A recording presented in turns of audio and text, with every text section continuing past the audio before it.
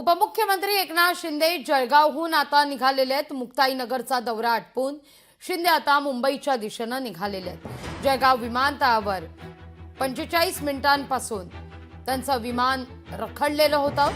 प्रकृती ठीक नसल्यानं त्या ठिकाणी पायलटनं विमान उड्डाणास नकार दिलेला होता।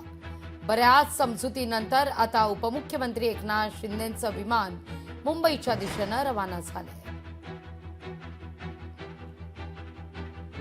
नाही, त्यांचं थोडं त्याची तब्येतीची अडचण होती। तब्येती म्हणण्यापेक्षा त्यांचं थोडंसं वेळेचंही थोडंसं काही अडचण असेल, टेक्निकल काही अडचण होती।